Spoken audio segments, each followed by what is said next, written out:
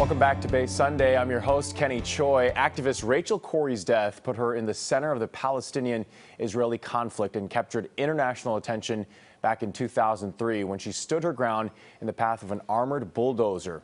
Now the hit Broadway play based on her writings just opened up in San Francisco. And here in the studio is the star, Charlotte Hemmings. Welcome to Bay Sunday. Thanks so much for having me. Glad to have you with us. Tell us a little bit about Rachel Corrie. Who was she? Well, she was an amazing young woman, a young idealist from Olympia, Washington, and she joined up with the International Solidarity Movement in Washington and then was invited to Gaza.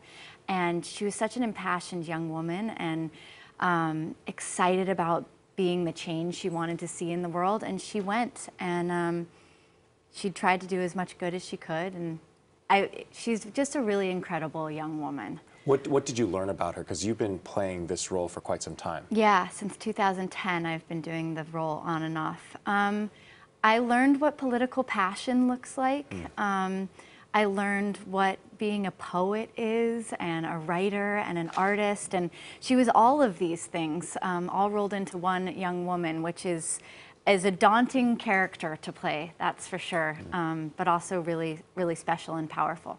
We're going to hear a clip from the play that you're in. Set us up for us before we take a listen. So when Rachel graduated from 5th grade, there was a list of questions for her yearbook, and she couldn't answer with, one of the questions was, what do you want to be when you grow up? And she couldn't answer with just one thing, so she wrote all the million things she wanted to be, and I don't know if any of them really came true, but hopefully they did. So let's take a listen, and then we'll talk about it more afterwards.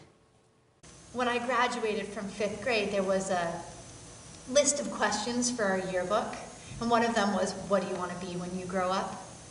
And everyone wrote something like doctor or astronaut or Spider-Man.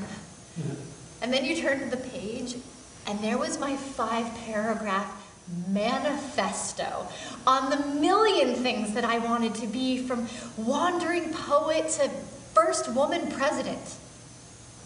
That's really cute when you're in 5th grade, but it's 12 years later. I'm a junior in college. I still don't have the conviction to cross Spider-Man off my list. You can imagine it gets a little nerve-wracking. So this play was written based on her diaries and her writings. It's all her emails to her parents, phone calls to her parents, journal entries, emails, yeah. And Alan Rickman and Catherine Viner, who put the play together, they took journal entries from when Rachel was 12 all the way up until just a week before she died, the last email written to her mother from Gaza. So. And it's one of those topics, Israel, Palestine. Yeah. It's one of those topics that's very difficult to approach in a play like this, but you guys are able to do it and address that. Yeah, well, it really, it balances this young idealist point of view with the conflict really nicely. It's just not hammering you the whole time with the politics, but it's funny and it's sweet and it's lighthearted, and it's also really heavy and really powerful. So it kind of does both, which is great. Tell us a little bit about towards the end of her life, what happened?